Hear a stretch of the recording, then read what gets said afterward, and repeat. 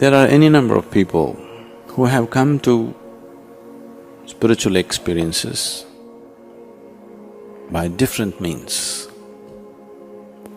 either by being in touch with a certain person or even just going to certain places, being exposed to certain situations, or just accidentally out of their own life situations. For some reason, let's understand the science of what's happening fundamentally. What is it that we are calling as spirituality? The way the creation is right now,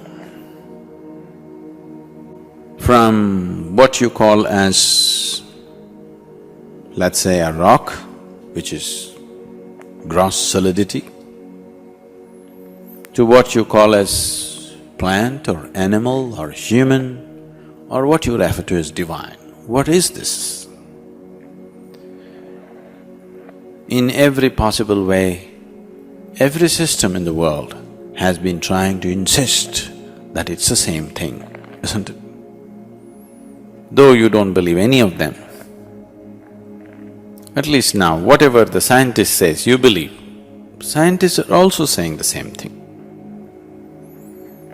Recently, it was very amusing for me to meet a very top-level scientist in United States, and we were just talking and everything that I say, he says, that's right. That's what the science is also trying to get there, but we are not clear about it. What you're saying is right. I said, it has to be. Science says something else, science is wrong. So, what is happening to this is, from gross to subtle, it is the same thing. This happened to me many years ago. As I said yesterday, at one time, just after my university, I set up a farm. And I did this farm almost completely on my own. A lot of it I physically worked and built the whole thing. And I had to paint the farm. So in the family I'm an outcast because I'm doing something that they're not very happy about. So I'm running on a real bad budget. So I want to paint it, paint is expensive in the shop, so I went and bought ordnance paint, you know, the military paint. It's bad quality, but it's available in large quantities. So I got myself ordnance paint. The only color that they had was farm blue. That's not the color I wanted to paint my farm. But that's the only color they had, and I had to paint it. Before the bank people came for the inspection, it had to be painted. So I said, okay, let me paint it farm blue. Tomorrow when we have the money, we'll paint it something else. So I am the painter, and it's a long surface to paint. If I go like this, it'll take too much time, I don't have that kind of time, so I devised my own way, put it and just walk along the wall. From this end to that end to this end, dip it and walk, holding the brush to the wall. I just took the first stroke and just walked. Sure, it came out thick. As it went, it became, lighter and lighter and lighter. I just looked at this and burst into tears. And I just sat there for many hours, I didn't paint. Because for me, the whole creation was right there in my experience. This is all the whole creation is. Just like a paint smear, from gross to subtle. That's all it is. What you call as a rock, what you call as the ultimate divinity is the same thing, but subtle. This is gross. So this human being has broken away from one level of existence and not yet reached the other. He's here. Out of his fear and out of his longing to survive and preserve himself, he tends to make himself like a rock. But the moment he becomes like that, there is something within him which doesn't like it, it wants to go somewhere else, to the subtle. This is the struggle that the human being is going through. So a spiritual process means consciously taking yourself to the subtle. So this subtlety can happen within you, either because you came in touch with somebody or something, or you consciously built it up within yourself, or simply because of a certain usually strife or dangerous situations for people. When danger arises or extreme strife arises in one's life, a certain intensity can come to life within you, and suddenly what was gross can become very subtle. Just being faced with death can do this to people. Many years ago, I was in Bangalore and I went to a vegetable market. I have a kind of fancy for vegetable markets. Wherever we go into the vegetable market just for the fun of it. Indian vegetable markets are fun, you go there, you simply bargain, you know. They say 10 rupees, you say no, 1 rupee. Then you say, okay, 3 rupees, then you say 2 rupees and simply for the fun of it. If you don't bargain, they won't respect you.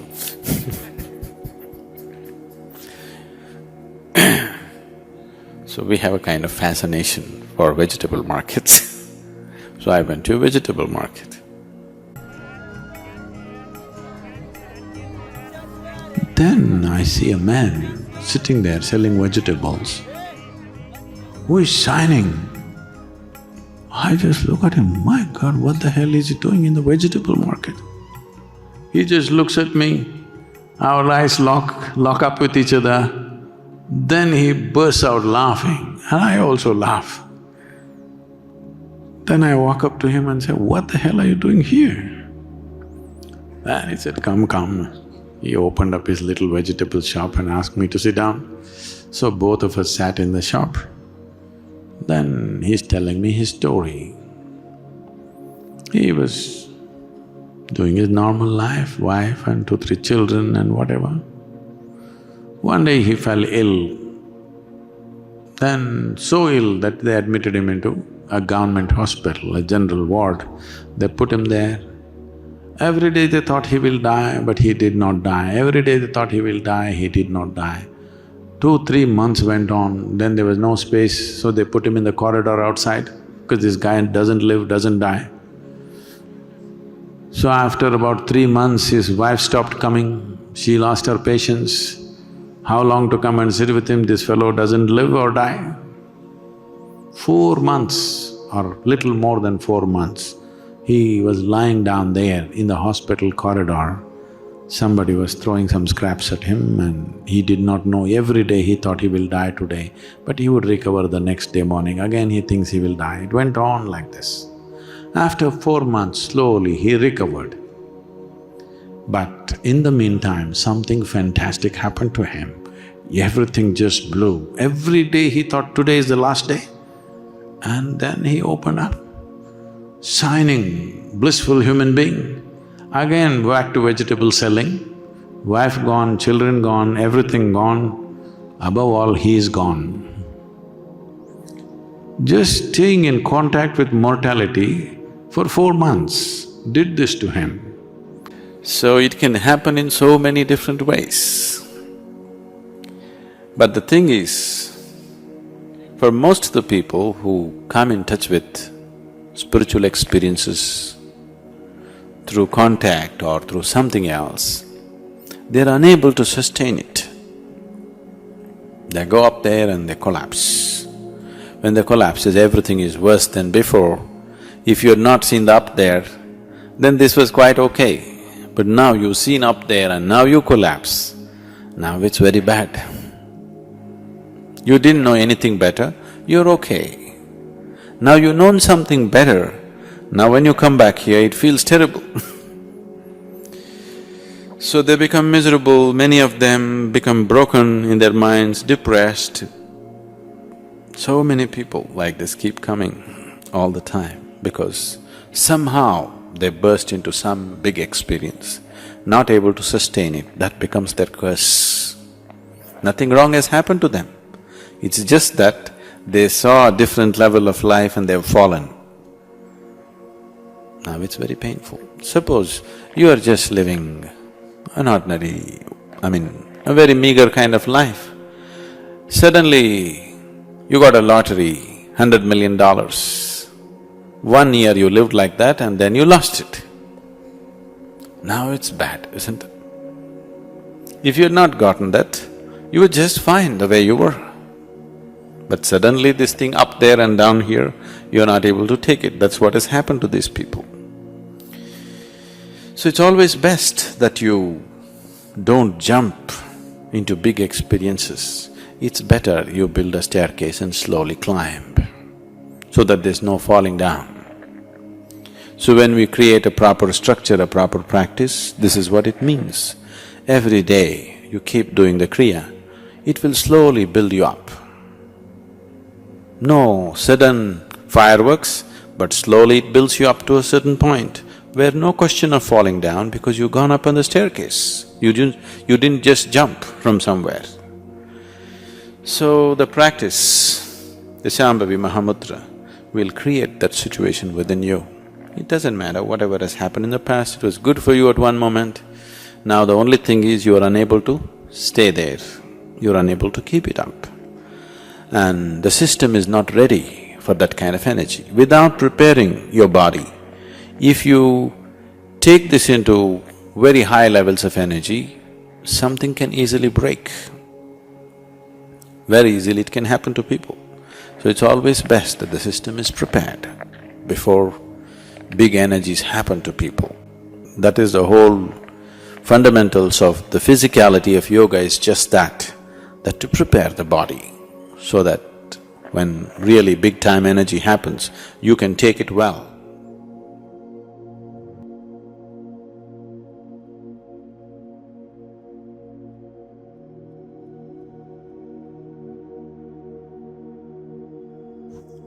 The statements points to the fundamental unity underlying the apparent diversity of the physical and spiritual realms. From a spiritual perspective, the rock and the ultimate divinity are not separate but rather represent different manifestations of the same underlying reality. The idea is that at the most fundamental level, all of existence is composed of the same essential substance or energy. The rock, which we perceived as a solid, inanimate object, and the ultimate divinity, which we associated with the highest spiritual principles, are simply different expressions of this singular subtle essence. Spiritual process means consciously taking yourself to the subtle. This suggests that the spiritual journey involves a shift in one's awareness and perceptions, moving from the gross physical realm to the more subtle energetic and metaphysical dimension of existence.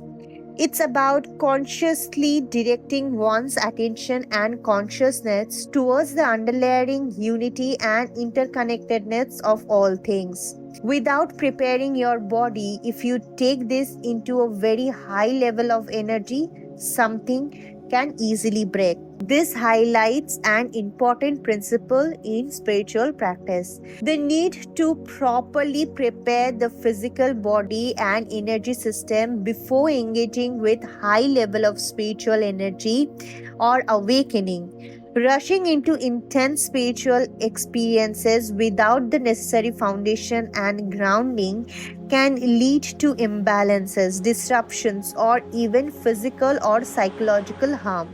It is always best that the system is prepared before big energies happen to people. This emphasizes that the importance of a gradual, systematic approach to spiritual development. Rather than forcing or rushing to the process, it is crucial to take the time to cultivate the appropriate physical, energetic, and psychological conditions before engaging with powerful spiritual energies or practices. This is the whole fundamental of the physical of yoga. This statement ties these principles back to the foundation of yoga, which recognizes the intimate connections between the physical, energetic, and spiritual dimensions of the human being. The physicality of yoga refers to the importance of working with the body, breath, and energy system as a means to access and integrate the higher, more subtle aspect of one's being. These passages points to the essential unity underlying the physical and spiritual realm and the need for a gradual holistic approach to spiritual development that prepares and integrates the entire human system before engaging with powerful energy and experiences. So as we come to the end of this journey, let's take a moment to sit quietly with what we have explored today. The body, often seen just as a tool to navigate the world, is so much more. It is a vessel, an anchor, and a bridge to a deeper dimension of life. Understanding the connection between your physical being and the subtle forces within is key to taking the right step on your spiritual path. No rush, no hurry. Spiritual growth is a process that needs care and nurturing, much like tending to a delicate plant. The more we prepare and strengthen our body, the better we can handle the powerful experiences that comes with inner transformation. It's about aligning yourself not just with the outside world, but with the deeper layer of energy that exists within. So take time to reflect on your relationship with your body, how you care for it, and how it might support you in your spiritual journey. Breathe in deeply and allow this awareness to settle in. Remember, this is not a summary of Sadhguru's word, it is simply my interpretation of the deep wisdom he imparted. Please keep this separated and do not misunderstand. Thank you for watching, and until next time, be gentle with yourself. Namaskara.